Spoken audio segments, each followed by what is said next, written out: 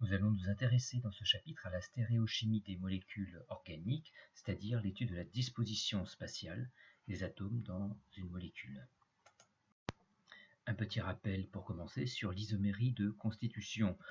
Deux isomères de constitution sont des composés qui ont même formule brute, mais des formules semi-développées différentes.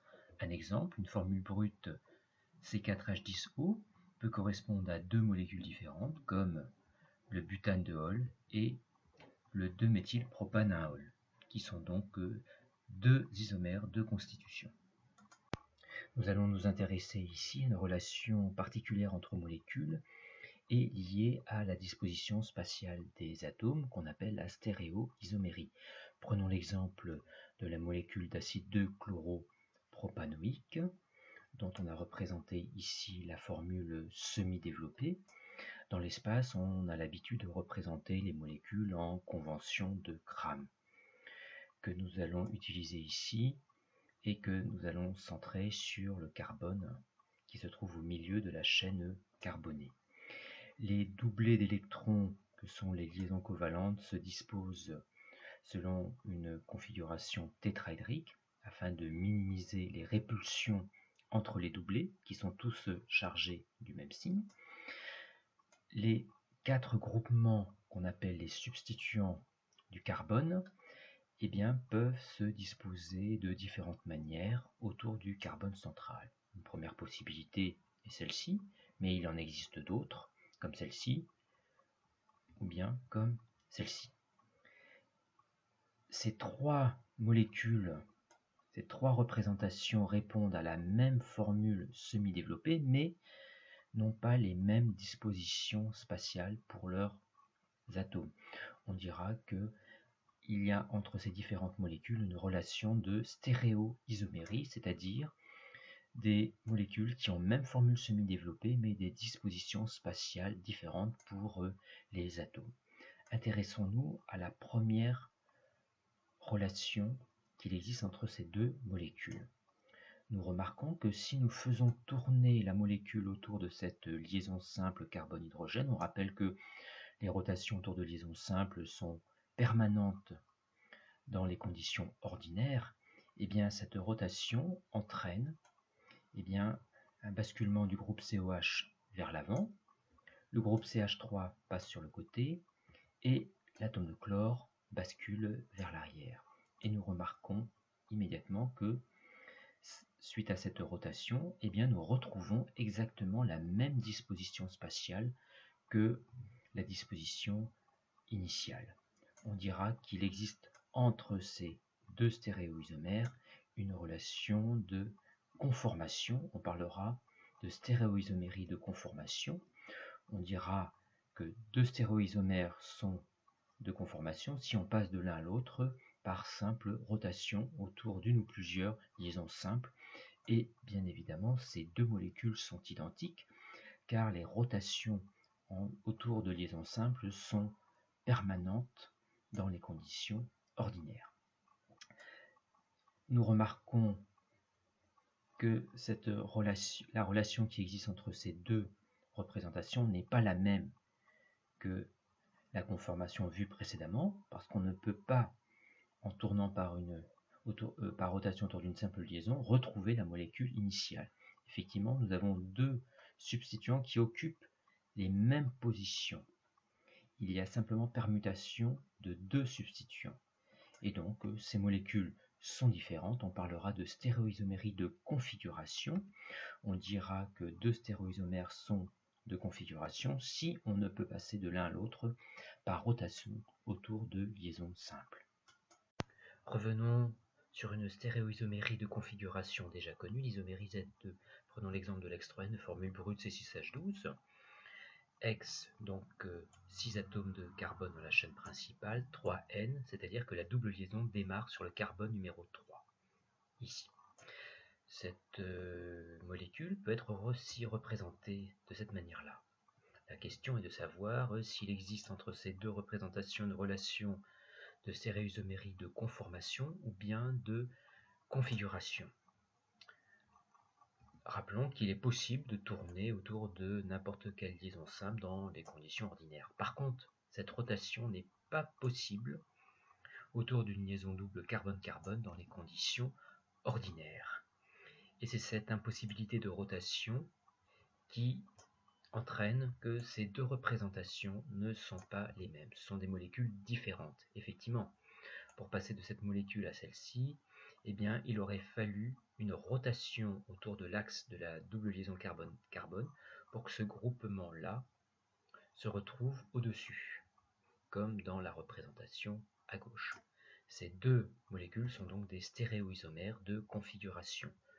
Ces deux molécules sont toutes les deux des X3N. Il est donc nécessaire de préciser quelque chose dans le nom pour les distinguer. Pour cela, nous faisons apparaître en bleu ici l'axe de la double liaison carbone-carbone et nous allons préciser la disposition des groupements prioritaires portés par chacun des atomes de carbone de la double liaison par rapport à cet axe de la double liaison. Pour savoir qui de CH2CH3 ou bien de H est le groupement prioritaire pour ce carbone-là, il suffit de regarder le numéro atomique. Le carbone a un numéro atomique de 6, l'hydrogène de 1. C'est donc le groupe CH2CH3 qui sera prioritaire à chaque fois devant un atome d'hydrogène. On entoure ici en bleu les groupements prioritaires pour chacun des carbones de la double liaison. Et pour l'autre molécule, les deux groupements prioritaires se trouvent ici. Et nous voyons que la différence entre ces deux stéréoisomères de configuration est la disposition de ces deux groupements prioritaires par rapport à l'axe de la double liaison. Quand ces deux groupements prioritaires sont du même côté de la double liaison, on parlera d'isomère Z, donc ici le ZX3N, et quand ces groupements prioritaires sont de part et d'autre de la liaison carbone-carbone, la double liaison carbone-carbone, on parlera d'isomère grand E. Nous allons nous intéresser maintenant à une stéréoisomérie de configuration très particulière appelée énantiomérie. Auparavant, il nous faut définir la notion de chiralité. Prenons l'exemple de la main gauche. Si nous prenons l'image de la main gauche dans un miroir, nous obtenons tout simplement la main droite.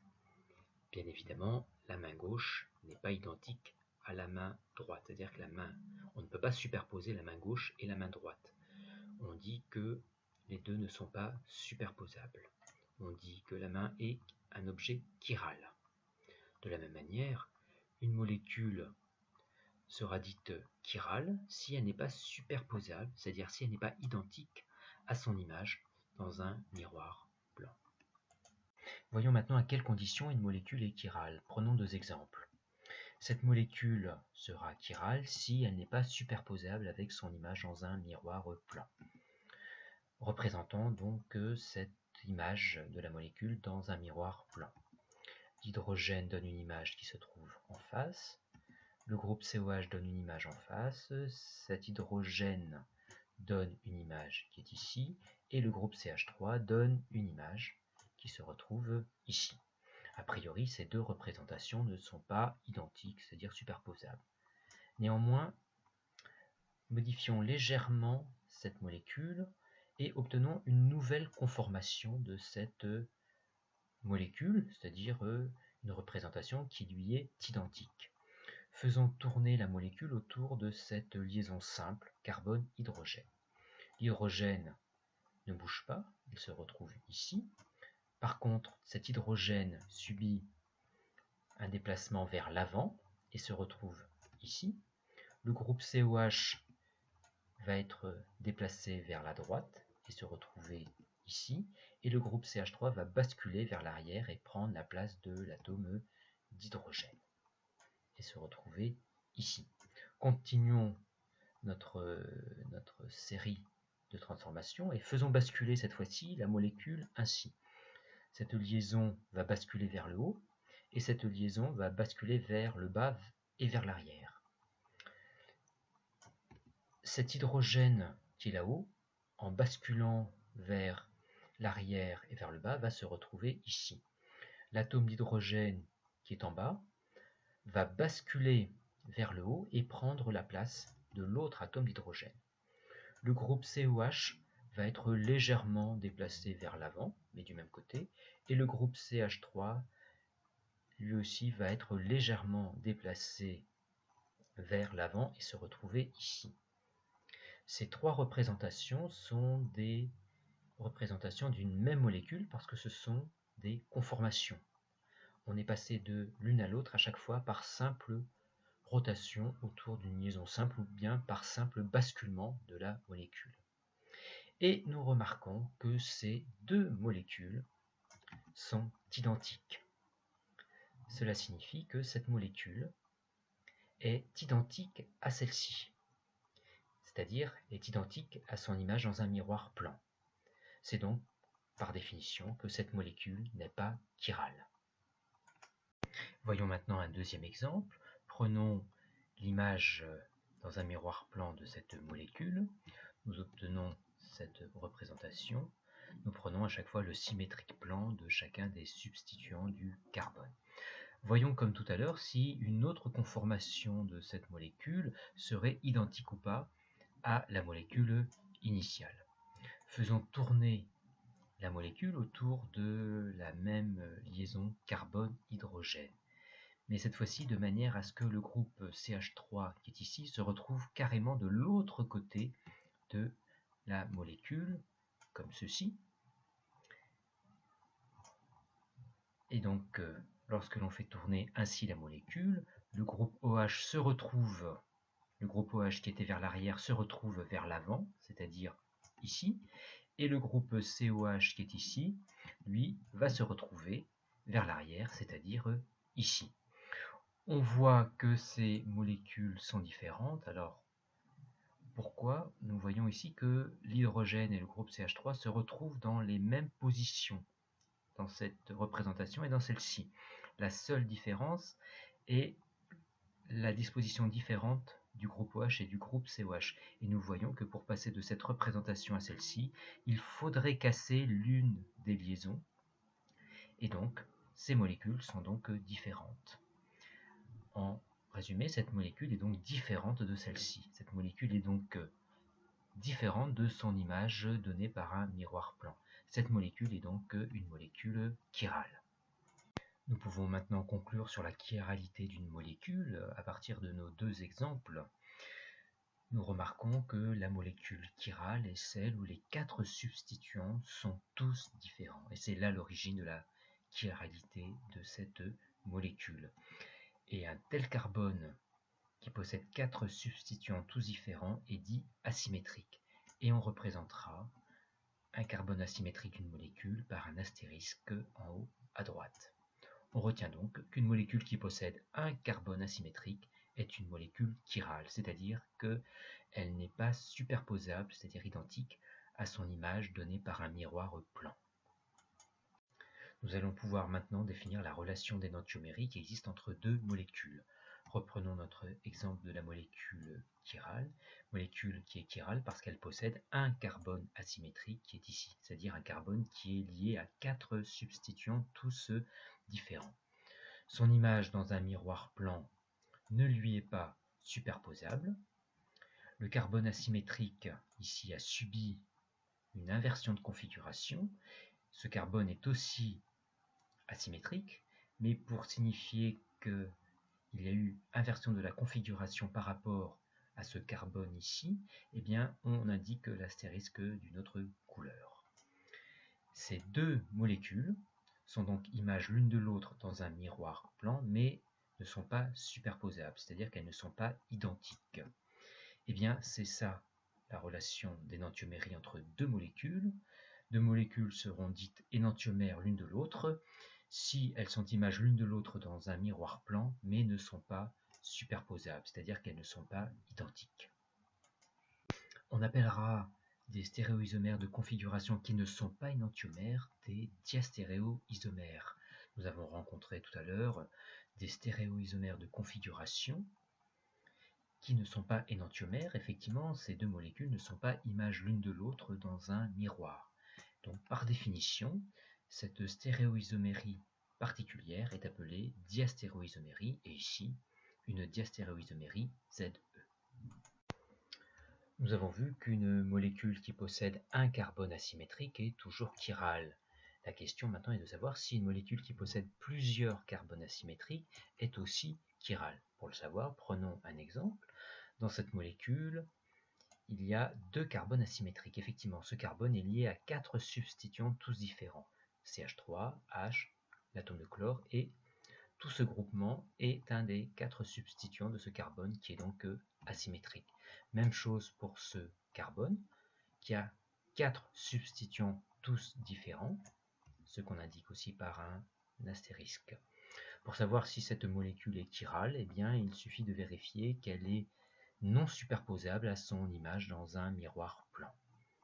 Représentons donc son image dans un miroir plan. Cet hydrogène donne son image ici, ce groupe CH3 donne une image ici, l'atome de chlore donne son image ici, l'atome de chlore qui est ici donne son image ici, etc. Et si nous comparons ces deux molécules, nous voyons que ces deux molécules sont strictement identiques. C'est donc que cette molécule n'est pas chirale. On retient qu'une molécule qui possède plusieurs carbones asymétriques n'est pas toujours chirale. Et ce qui est à l'origine de la perte de la chiralité d'une molécule qui a plusieurs carbones asymétriques, c'est la présence d'éléments de symétrie, comme ici, un plan de symétrie dans la molécule. Il faudra donc procéder au cas par cas si une molécule possède plusieurs carbones asymétriques.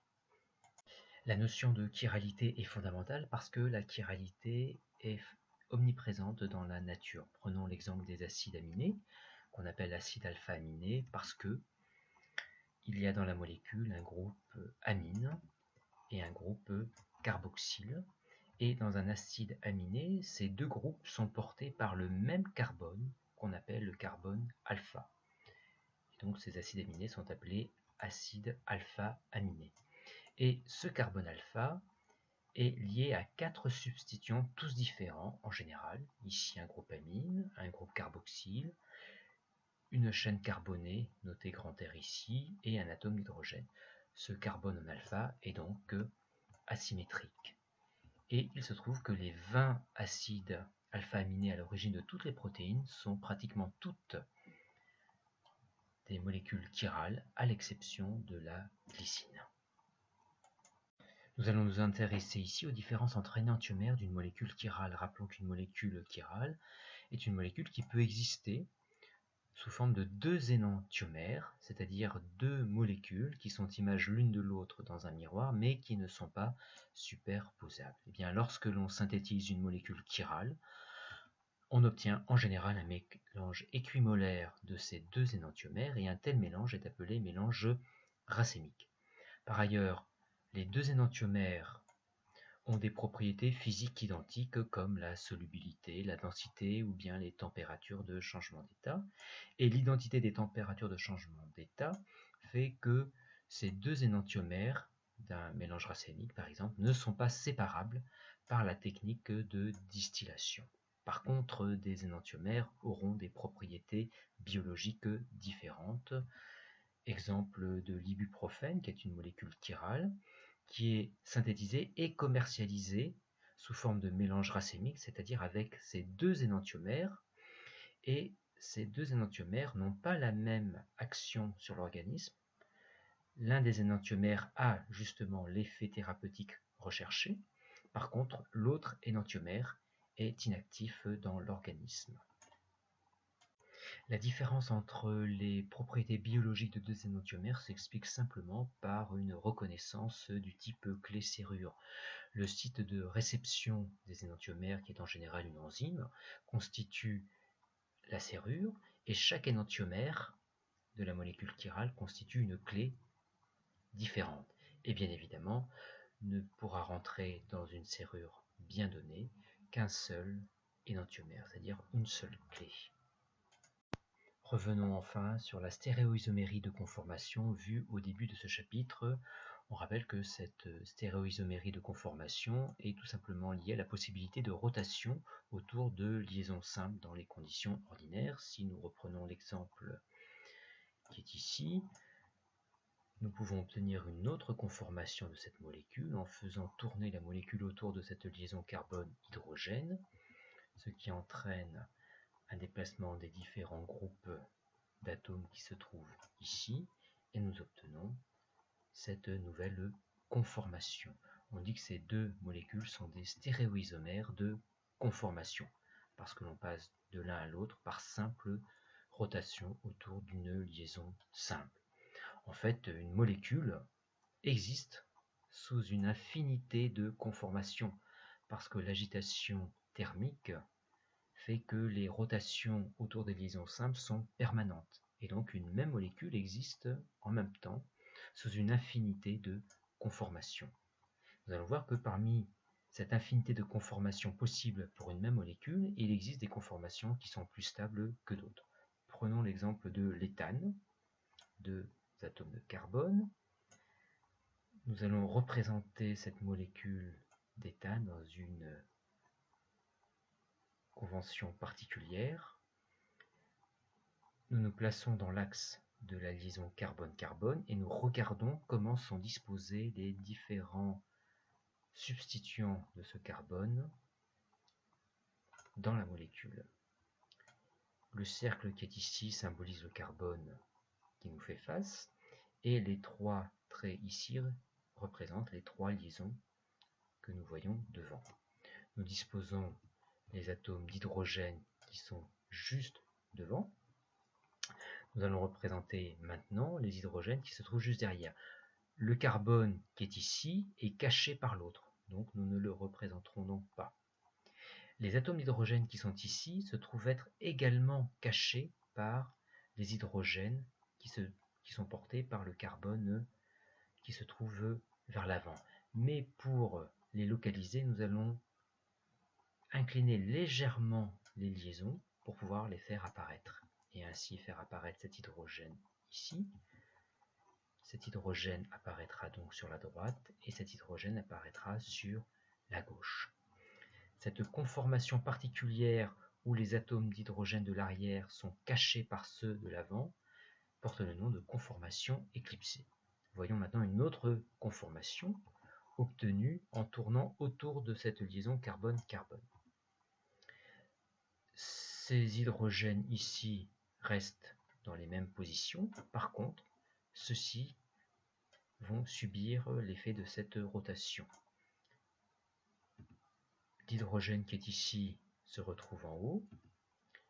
L'hydrogène qui est ici se retrouve vers l'avant. Et l'hydrogène qui est ici se retrouve dans le plan du tableau. Représentons de la même manière la molécule comme nous l'avons fait précédemment. Donc regardons dans l'axe de la liaison carbone-carbone. Nous voyons toujours les mêmes atomes d'hydrogène situés à l'avant, mais dans cette nouvelle conformation, eh bien, nous pouvons vraiment voir cette fois-ci les trois autres liaisons qui se trouvent vers l'arrière, et nous pouvons donc disposer sans difficulté les différents atomes d'hydrogène. Cette conformation porte le nom de conformation décalée.